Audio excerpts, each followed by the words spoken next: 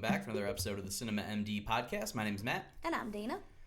So, today we're going to start out with a movie that we literally just saw like hours ago, so it is fresh in our minds. That movie is The Killing of a Sacred Deer from director Yorgos Lanthimos, whose name I love saying more than just about anything. It's right up there What about last week's? It's right up there with Taika Waititi.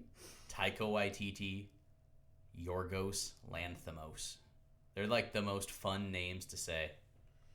I like one much better than the other in terms of their movies. I wonder who.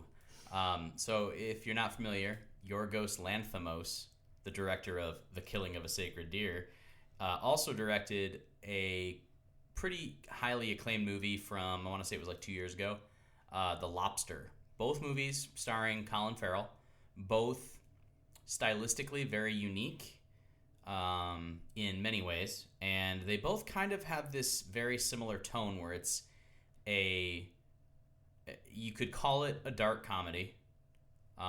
Barely. You can really barely call it a dark comedy. Yeah, I mean, it's kind of a dark comedy horror thriller, I would say. Something like that, if you want to try to, put it into a genre or four. So The Killing of a Sacred Deer is it's a hard movie to really review because I feel like it's going to be either loved or hated. I feel like both of us kind of fall in the middle, so I'm kind of going against what I just said already. But I really don't know what to feel about this movie yet. I didn't really like it per se, but I think I think there's something more to it. Like I think it was well done. I don't know. Yeah, it had some similarities to The Lobster. If you haven't heard me talk about The Lobster before or have not seen it, personally, it's not a movie that I ever need to see again. I appreciate the piece of art that it is, but it left me feeling disturbed for days afterwards. I was very depressed after watching that movie, so I personally don't need a repeat viewing of that one. And I feel like this movie will leave people feeling similarly. Maybe not to the extent... The Lobster, I feel like, is more depressing, where this is just disturbing. See, this movie didn't affect me whatsoever. The Lobster had some stuff going on. It was just... It never let up. It was just so unendingly depressing and no hope and what's the point and going on. I mean, there was a lot of really terrible things that happened in that movie. This one, I don't want to say I was bored, but I just really was not affected by it. There's a pretty terrible thing that happens in this movie.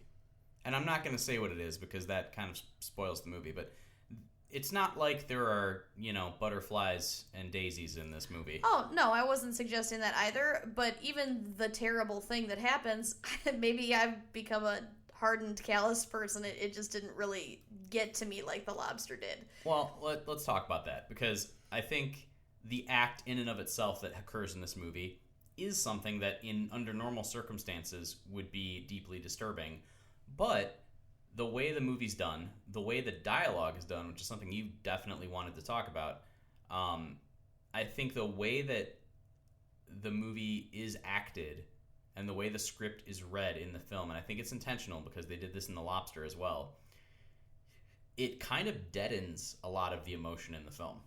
Right. The actors in this film say their lines. I mean, honestly, that's what's going on. It almost sounds like they're reading it off a piece of paper. There is little to no emotion in their faces, in their voices. The script is extremely simplistic. I say childlike not as a criticism, like, oh, a kid could have written it, but it almost sounds like when Jimmy Fallon and a guest on his show, act out a little movie scene that a 12-year-old kid has written. Like, it's kind of weird. It's off-putting. It doesn't really follow the conventions of, like, normal, polite conversation always, or if it does, it's just odd. It's very bizarre behavior. This also happens in The Lobster. But The Lobster is different in that right off the bat, the whole sort of universe, it's generally and widely accepted that if you don't find a mate, you are forcibly turned into an animal of your choosing. So obviously that's like fantastical right off the bat. This movie didn't really do that. This movie stayed more within the confines of normal reality. So then when things started to go astray, you weren't really sure exactly what was going on.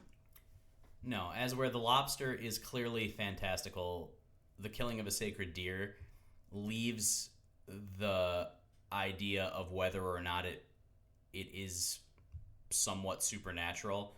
At least for the majority of the film, that remains very ambiguous and something that you're not really sure about. Some characters accept that it is sort of like this supernatural thing happening, or not scientific thing happening in the movie. Others don't really know what the hell's going on. And it's a pretty intimate story. I mean, it focuses on, in the entire movie, there's really only, 5 or 6 characters that matter at all. Right, and there's not too many extras either. And really, I guess it is up to interpretation whether there was anything supernatural in the story at all. If you kind of look at it as a whole after viewing it, it could be was that in everybody's head, or was something else going on?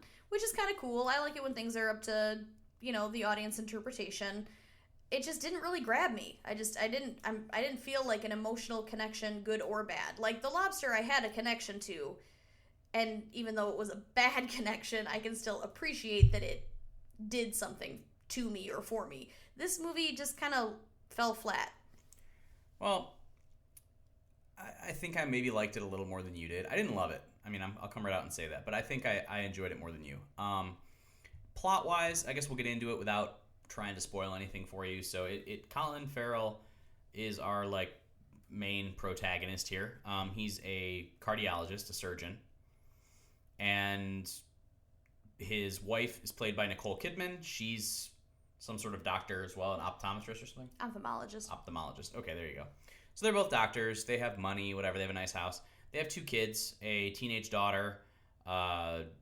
Younger teenage, so maybe I'd say maybe, 13. Maybe a 12, probably 13, 14, I would say, something like that. Well, they mentioned a couple times that she just started her period, oh, yeah, which was awkward. They made that abundantly clear. So yeah, I'd say 13 tops. And then a younger son who maybe was 10 or 9 or 10 or probably 10 or 11, something like that. He didn't seem too young. The way he acted anyways, but he looked younger. Yeah, not that you got a ton of in-depth character development here. A lot of the lines actually by the children were maybe some of the most awkward and off the wall. And I know the daughter especially, I felt like. Well, there was some weirdness with the boy too, asking another character who is 16 years old, the other main character in the movie, if he had underarm hair yet. Which, sure, kids are weird and maybe they would ask a question like that, but everything is just so deadpan. It is a trial in, or an exercise in patience. I don't know. It was kind of a slog to get through. I don't know. No, there were a lot of weird things going on in this movie.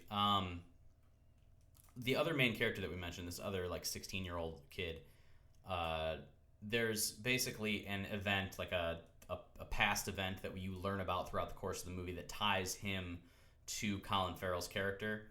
And they have a relationship right from the beginning of the movie. You're not sure for how long. You're not sure what the relationship is. That kind of... Well, it becomes clear pretty quickly that he's trying to mentor him. That kind of seems where it's going. The kid seems like he's kind of maybe not all there, or there's psychological problems, or you don't really know if it's if he's maybe mentally challenged, because he does have a weird way of kind of acting and talking. See, I feel like that's tough, though, because I could see how you could maybe interpret it as a mentally challenged, but... At first I did. I don't think I felt that way by the end of the movie. See, I didn't interpret that at all, though, just because everything was so deadpan and awkward and weird that it was hard to attribute that to his character rather than just the way everyone was behaving in the movie. I guess I felt like he was the first one that like started acting that way. Like it was almost like it all built off of his character. I don't know if that makes sense. Like it didn't seem as awkward at the beginning. See, I disagree because in the beginning, and not that this gives anything away about the plot, there is a few-minute conversation between Colin Farrell and another doctor about watches. And it is a mind-numbing conversation about wristwatches and what kind of strap is better than the other, a metal strap versus a leather strap, where to get the best watch, how much you paid for it, how waterproof it is, at what depth. I mean, really the most mind-numbingly mundane conversation you could think of. Like, so that sets the tone right away, I think. That being said, all of this does go somewhere. And I'm not entirely sure if I enjoyed where it went. I'm not entirely sure it made a lot of sense where it went. But I guess a lot of this movie is definitely open to interpretation. You've got some very bizarre characters. Alicia Silverstone makes an appearance in this as the 16-year-old who is like he's weird anyway. the weird kid that's being like sort of mentored by Colin Farrell. Alicia Silverstone plays his mom, and she is like equally as fucking weird as he is, if not more so. Yeah. And it's really hard to talk too much more about plot without getting into things that it's better to just kind of experience it from seeing it. I do think this movie's worth seeing, and I think there are people like the theater we saw it in. There were maybe like 10 people in the theater, and one person did walk out by the end. Which was kind of silly because it was already the end, and you already knew where it was going. Yeah, if he didn't see that coming or something similar coming, then I don't really know what was going on. But he walked out. Maybe he thought it was going to get tied up in a happy ending. I mean, he walked out like 4 minutes before the movie ended. Yeah. So, good job, buddy. I don't know. It is very mysterious. Yeah, I mean, I don't not recommend it. We'll say it that way. I mean, if you feel like waiting for it to come out either on some sort of streaming or Blu-ray release, I wouldn't fault you for that.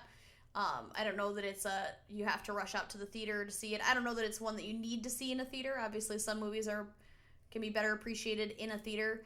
I will say, as a side note, we may have already been put in sort of a sour mood because there was an older gentleman who was talking at full fucking volume. Two older gentlemen. They were like friends or buddies or something. Oh my God. We shushed him loudly right in the beginning of the movie because I'm talking like full conversation. Well, to be fair, before the movie started, for literally all of the previews, which I gave him some leeway here because it was the previews, full volume conversation on his cell phone, one row behind us during all of the previews. Yeah, so we kind of figured he was going to be an issue. Ourselves and some other people in the theater literally out loud asked him, like, hey, stop talking. So it was kind of a tense atmosphere. Well, it went from a shush to a, hey, please don't talk, to a shut up, to a shut the fuck up. And that was sort of the escalation that we had going on there. This man looked like a mountain man. Yeah, and I don't really think he stopped talking because we asked him to. I think he just was done saying what he was saying. Every time I made eye contact with those two, they were directly behind us. And like they were like, well, not directly. They were directly one row behind us, maybe off to the side a few seats. Every time I looked back and yelled something, they would not make, they like refused to make eye contact with me. And it's not like they would cut their conversation off immediately. They had to finish what they were saying. They showed zero regard for anybody but themselves. And I'm just going to go ahead and say this. Uh-oh. Fucking old people, man. I swear. Some people, there are racists in the world. I'm not one of them, but I might be ageist. Yeah, you're getting there lately.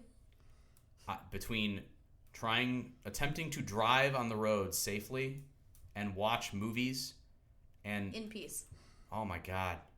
It's horrendous. Yes, so that might have soured the experience for us just a little bit, but overall, yeah, I think it's worth seeing if you enjoy the movies by this director. If you are interested in seeing something that is way out of the mainstream, it's definitely a little bit of a thriller, kind of. It takes a long time to get going, though. I guess know that going into it. It's a slow burn. It is, and I would put it in I would quantify it as like a quasi-supernatural horror thriller. And horror, I'd use the term lightly, but by the end of the movie, it's a very kind of fucked up situation going on. Yeah, I agree. And things get out of hand in a hurry. Yeah, it takes a while to get there, but once it's there, things are things escalate. It gets dark, for sure. And it really does all revolve around Colin Farrell, who's excellent in this movie. In the character that he is playing, I think he does an excellent job. He's really the only character that ever shows any emotion, because he is the only he's what everything is about in the movie, basically. Yeah, a little bit. He's pretty deadpan too, but there are a couple moments of emotion from a few characters. There are moments where he breaks down. There's not many moments where anybody else does. Yeah. I will say, props to the actors in this film. I think that's probably more difficult to do than to just act it outright, is to be this super emotionless, deadpan kind of robot thing going on. There were some physical acting that had to go on in the film too that was impressive. Nicole Kidman was really good. She's in it too. Some of the physical acting that the child actors had to do in the movie, they pulled it off. I mean, they were doing it on their own, and it's not like it was like doing stunt work, but it was definitely it didn't look easy. Let's put it that way. No, so I definitely appreciate the film for what it was. I went into watching it a little bit nervous just because I was so affected by The Lobster, but that's why I think where my disappointment is that it didn't go there as much as The Lobster did. That being said, I kind of felt like this, I don't know.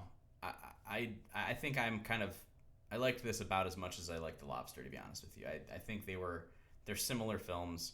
They left me feeling similarly. This didn't affect you as much, but so be it. I would definitely check this movie out, if only because it's an extremely unique and interesting movie, at the very least. Even if you don't like it, it's worth seeing. I'm going to go ahead and give it a 6 out of 10. I didn't love it, but I can tell that there were good things in this movie. It's a well-made movie, and it's very interesting. I think some people might like it more than me. Critics seem to enjoy it more than me. I'm not necessarily much of a critic, I guess, but take it with a grain of salt. Go see it if you can find it. Yeah, I'd say I would rate it lower, just because I wasn't as drawn into it. I hate to give it a 4.5, because I feel like the acting or the actors did such an excellent job. But overall, I feel like he kind of missed the mark even for what he was trying to do. So we'll say a 4.75. Awesome. Yorgos Lanthimos. So that is movie number 1. We got 2 movies, because another movie came out this week, and Killing of a Sacred Deer didn't come out this week. It came out a while ago, but it's kind of hard to find. It's only playing in certain theaters, so we finally found a place to see it. So there you go. The other movie is a new big release everywhere. The Murder on the Orient Express, Kenneth Branagh's adaptation of the famous Agatha Christie Hercule Poirot mystery. It's been adapted before. It was nominated for Academy Awards when Sidney Lumet directed it in the 70s, or was 74, 75, or something like that. I have no illusions. This one's not going to get nominated for Academy Awards, but I had a really good time with it. So, yes, I agree. I thought it was very enjoyable. It's nice to go to the movies sometime and see something that's, I say original. I know it's been done before, so it's not really an original, but something a little not your typical story. It's nice to look at. It didn't go crazy with the special effects or CGI or anything like that, but the set was well done, the costumes were well done. It had big actors in it who acted well, so it just was kind of an overall enjoyable movie.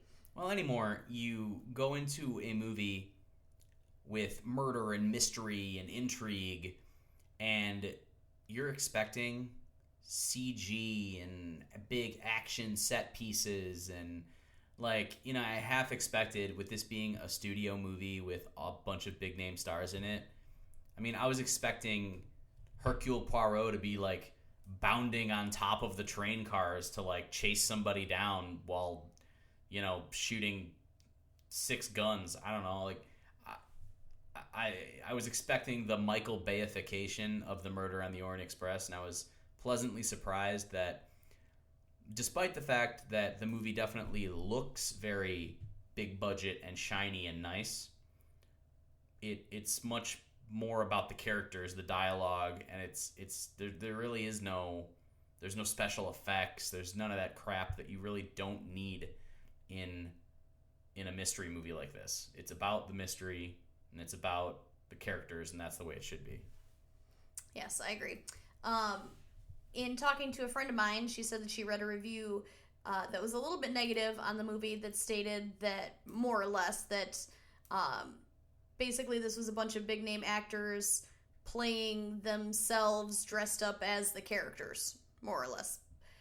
I didn't really think that was the case. I think that, yes, pretty much every actor in it was pretty recognizable, and they're veteran actors. They played their parts well. I enjoyed the different characters.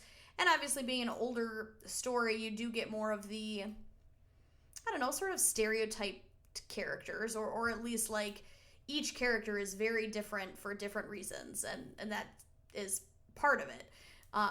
But I thought it was played well. I enjoyed it. I didn't think that it was like hokey or put on or anything like that.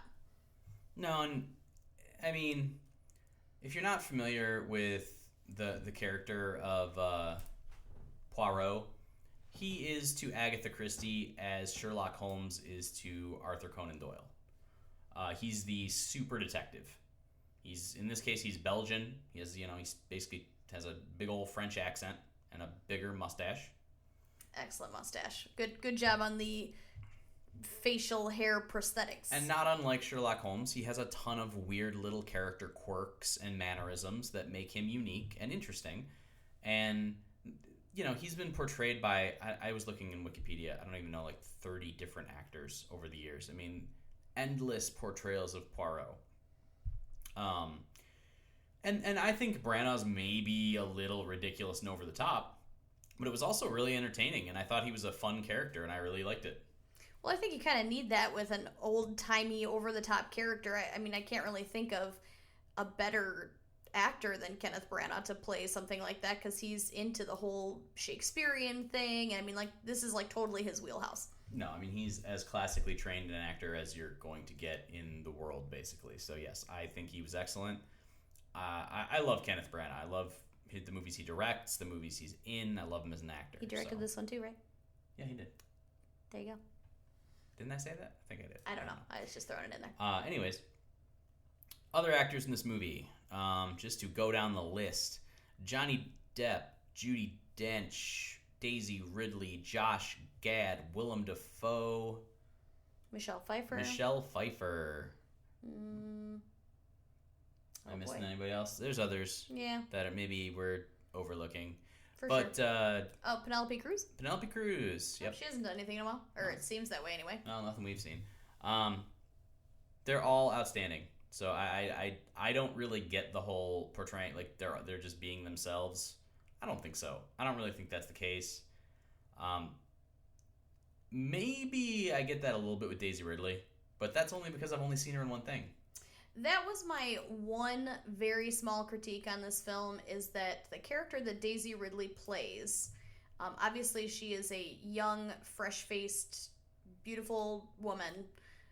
I felt that the character that she was playing was supposed to be a little bit older. Not like Judi Dench old, but I felt like and she did a great job, but I feel like just looks-wise, it would have been a little bit better if she was maybe more in her, like, 30s or 40s. For the character, it would have made sense. It didn't, like, ruin it for me or anything like that, but it was, like, a small kind of nitpicky, like, that didn't really make a ton of sense. But overall, I loved the movie, and I think it's a fun movie. I really don't... this is a movie where the general movie-going public, I think, is going to like this movie more than something like The Killing of a Sacred Deer, for example. Yes. Well, it's just interesting. If you look at... And maybe this is, like, the built-in pretentiousness of the movie critic, like, just quote-unquote the movie critic, where The Killing of a Sacred Deer, for example, has a much higher, like, aggregate score than something like Murder on the Orient Express. Yeah, I mean, I guess they're sort of trying to compare a film that is... I mean, I don't want to downgrade Murder on the Orient Express enough to just say, like, it's a fun popcorn movie. It is a fun popcorn movie, but I think it was really well done, so I don't want to take anything away from it. But I'm sure people are going to view The Killing of a Sacred Deer more to, like, well, this is high art and it's more conceptual and bullshit. Well, it's obviously much more original, and it's a lot different than anything else that's out there. That doesn't mean it's going to be less or more enjoyable based on those things alone, though. Right, and definitely, I mean, with any movie, it also depends on what you're in the mood to see and how your mindset is going into it and all sorts of things. And with something like Killing of a Sacred Deer, what your interpretation of the material is. It's not a movie where you can just watch it and you know exactly what happened and there's one way to view it. It's a movie with which you can view it through multiple lenses and take multiple meanings from what happened. Agreed. Murder on the Orient Express. What was that? On the Express. The Express. There's no, like, alternate take on the movie. The plot happens. That's what happens. It's a mystery, there you go. By the end, you're up to speed. And then the biggest criticism I've seen of the movie is, well, why did we need another adaptation of this story? I don't know, maybe because not everybody was around to see the version that came out in the 70s. Yeah, see, this is one that I don't mind that is a remake. It's more annoying when things that were popular within my lifetime are already being remade. It's like, we don't need that yet. But something like this, like you say, you know, I haven't gone back and watched the old film. I'm sure most people who are younger than me haven't done that either. So, yeah, it's sort of like due for a remake, and they stayed pretty true to the story. It's not like they remade it but add a modern twist or any bullshit like that. Yeah, and they kind of did a cool Easter egg, kind of led into the next Hercule Poirot story if they decide to kind of turn it into a franchise with Branagh, which I kind of hope he does, because I thought it was really fun and I'd like to see more of these. I don't know if they'll do that. I mean, it's the movie's gotten kind of a lukewarm reception. That being said, it's profitable after one weekend, based on the domestic and worldwide box office. So if they're just looking at the numbers, if they can make these movies with this star-studded of a cast for like $55 million or something, which is what the estimated budget was, they're gonna make their money back every single time. There's no reason not to. It's just everyone wants to see a mystery. And even if it's something that you already know the ending to, which John, who is sometimes our guest host, he knew the ending. He didn't care. He wanted to go see it immediately. It's a universally appreciated story. It's a good story either way. Yeah, and I think when and if or however this goes, if more of these are made, if they're made to the same caliber as this one was, then yeah, I'm all for it. It's not like they tried to rush something or throw it together or, you know, didn't really treat it as seriously as it should be. I feel like they hit the mark on it. So what would you rate Kenneth Branagh's Murder on the Orient Express? I would say I thought it was very enjoyable. It wasn't like movie of the year for me or anything like that, but I would give it a solid 7.5. I'm not going with whole numbers here. Well, I'm gonna give it a whole number. I'm gonna give it an 8, just because I really liked it. I don't have much more to say about it. I thought the score was good. It was subtle. It brought the feels a little bit, and I thought it was just a good movie. I don't know. I liked it. Agreed. Good fun movie on a train. We don't have like a list or a fantasy draft or any crazy shit today, but I do want to talk about something cool that has happened for the last couple years, and that is that John Carpenter, who's like my favorite director of all time, other than maybe, I don't know, Guillermo del Toro or something. He's been making new music and touring, and it's awesome. And being in Detroit, he's actually been here the last 2 years, and I've been lucky enough to see him both years. I went last year, which was a super fun show, seeing old man John Carpenter do a little old man dance on the stage, just kind of a, bopping side to side, cool old man. Just warmed my heart. And it was enjoyable, despite the fact that the theater we were in had no air conditioning in July, and it was hot as balls. Well, I will say that the place I was in this year, which you didn't get to go, you were working, sucks, I know. It was not air conditioned because it was cold as fuck outside. Yes, so hooray for you. You weren't, well, maybe you were still sweating. I don't know. You're a bear of a man. But it was great. He's super entertaining. He doesn't really he doesn't put on much of a show, I guess, per se. He just kind of stands up there with the synthesizer, and he doesn't play the lead synth, by the way. His son does. He almost, it's funny, he'll admit it, he doesn't really play the synthesizer all that well, which is why a lot of his scores early on are very simplistic. You look at like Assault on Precinct 13, The Fog, and Halloween, and how simple they are. Well, that's because that's what he knew. Like, that's what he could do. It's not like he's gained a lot of musical experience since then. No, I mean, he pretty much put a band... He stays right where he is. He put a band together with his son and some other younger guys, and they do the difficult stuff, and he stands up there and basically, like, hits the main notes here and there, and then kind of just wobbles back and forth and chews gum and points at people and puts his fist in the air and gives a thumbs up and rocks the metal horns. People go crazy. It's they great. Love it. You got people... there's always inevitably one drunk guy that just keeps yelling, "We love you, John, make more movies." And he just kind of puts his fist in the air and it's like, all right, man.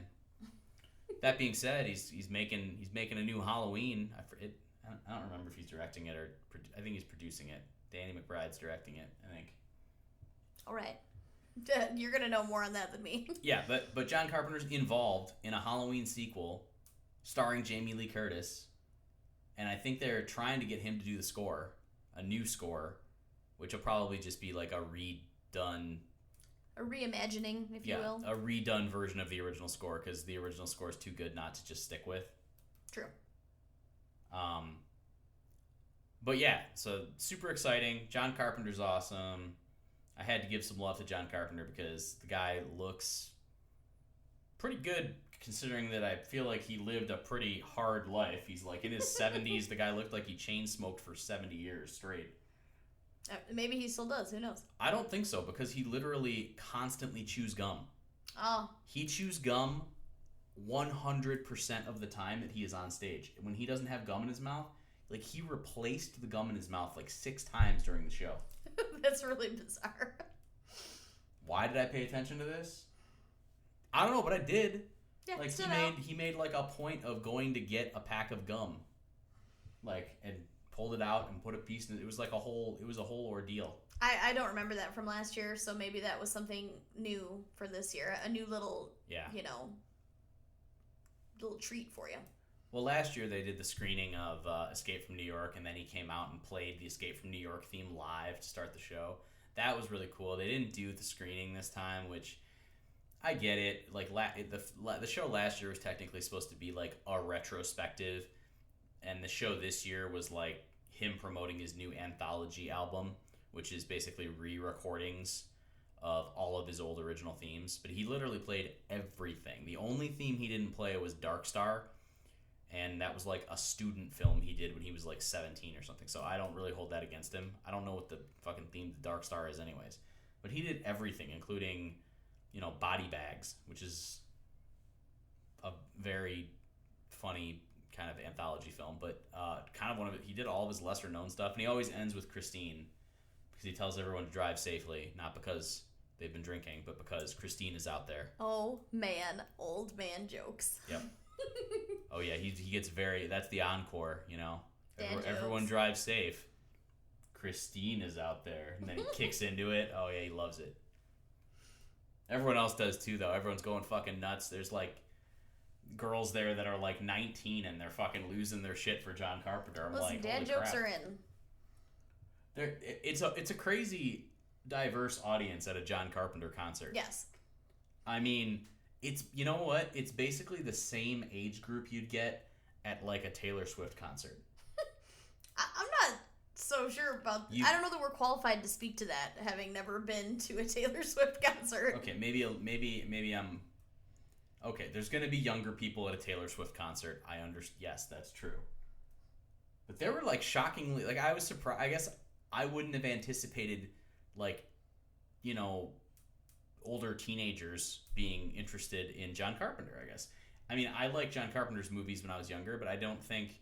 And maybe this is kind of a changing of the times. Maybe it's more common now for directors to be idolized over actors. And maybe that's more common than it used to be. I know that's how I am now, but it's not how I was when I was younger. Maybe that's becoming more of the norm. I don't know.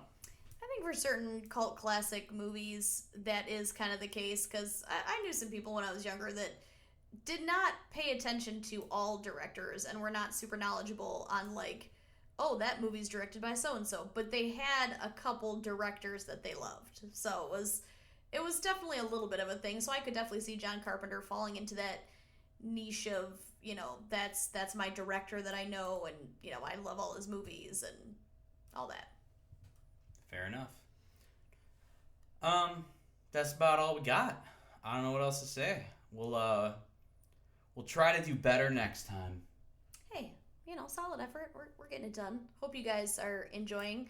If you have any suggestions, please leave us comments. Please leave us reviews. Follow all our things. We think we're entertaining. We're at least having fun doing this for our own entertainment value. Oh, and if you want us to do, if you like the lists, if you want to see some top fives, you want to see more goofy fantasy drafts like we did with the film superheroes, give us some ideas for stuff like that. You know, I mean, we can come up with them, but we want to hear what people want to hear us talk about. Like, what do you want our opinions on? What do you want us to talk about? Listen, obviously, we got full-time jobs, okay? Listen, we're always going to do new releases because we want to see them and we want to talk about them. So that's always going to happen. But any older movies, any lists, any whatevers, I don't care. TV shows, cartoons. You want us to talk about Rick and Morty? I'd love to talk about Rick and Morty. We could. So let us know. Subscribe on iTunes, please, and leave reviews on iTunes for us too. That helps more than you realize. The more reviews we get, the farther up the searches we show up. And I mean, we don't even have a rating yet because people don't leave reviews. So I'm begging for reviews. Leave reviews. You can also talk to us on Twitter at CinemaMD Podcast, Instagram at CinemaMD Podcast. Those are probably the best places if you actually want to just shoot us a message or something. You can also Facebook too. We got a Facebook too, but Facebook's for old people. You know, sure. It's like that's how we let our relatives know that we have a podcast. You know, we don't expect people to actually do anything with that. So Instagram, Twitter, also on our website, cinemamdpodcast.com. You can leave comments on all the things we post. Sometimes there's text posts, like I'll post reviews. I posted some reviews from Fantastic Fest. If I end up seeing movies that we don't talk about on the show, I'll post reviews on there too. We have a YouTube channel. You can subscribe on there, and we have audio of all the shows on there too. Eventually, we're going to get some video content. If you have any ideas for video content, let us know too. I was going to do like some Blu-ray unboxings of like special editions and collector's boxes and shit like that. But I don't know if you guys are interested in that or not, so let me know. I'll do whatever. And that's about it. Oh, there is another cool app I wanted to talk about. It's called Stardust, and we kind of started using it when we were at Fantastic Fest. They were promoting it. But if you have like an iOS device, I don't know if it's on Android or not, probably both.